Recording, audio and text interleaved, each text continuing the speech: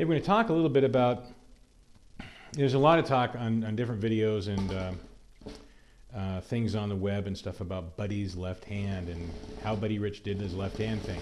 Now, I'm not really sure if he didn't do all the other techniques that everybody is showing on video and stuff, but I do know after seeing him play countless times that the technique that I saw him use was one that could be best described as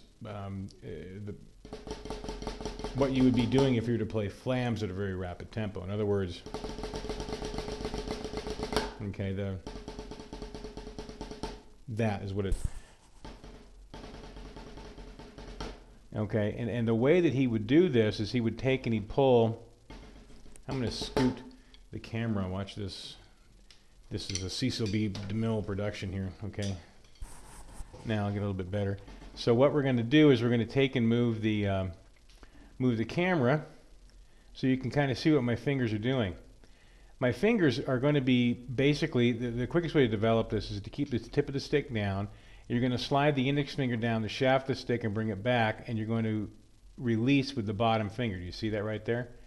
So once you can kind of get that feeling and that control, and they're moving from these knuckles here, from these knuckles, not from the big knuckles, but for the second joint down. So you would just start by learning how to really kind of get a good bounce out of the stick by throwing your fingers in that position. Okay? So then you start playing a very shuffly kind of rhythm. And that's kind of how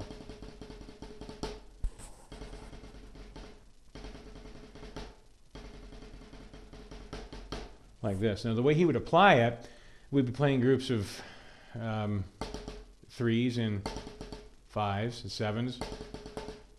So you could do rhythms sort of like this.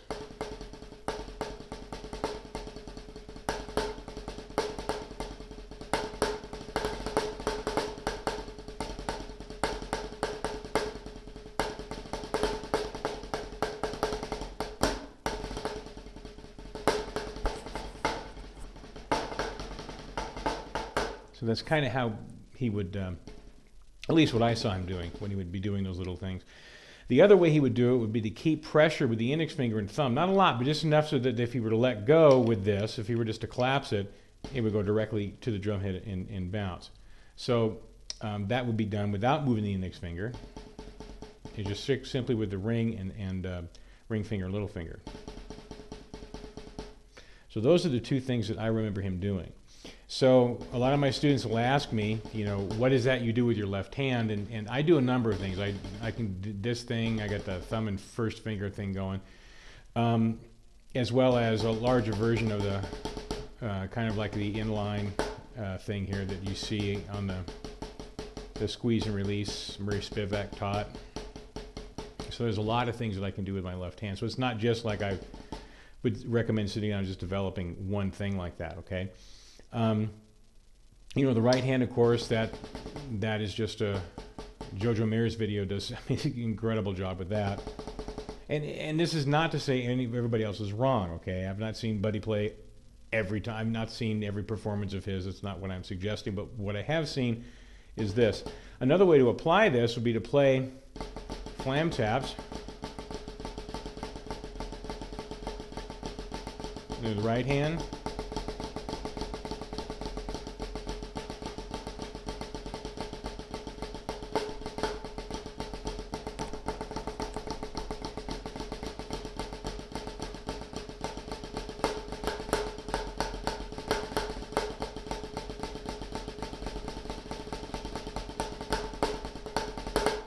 And learning to speed it up that way, so it's kind of an easy thing for you to do.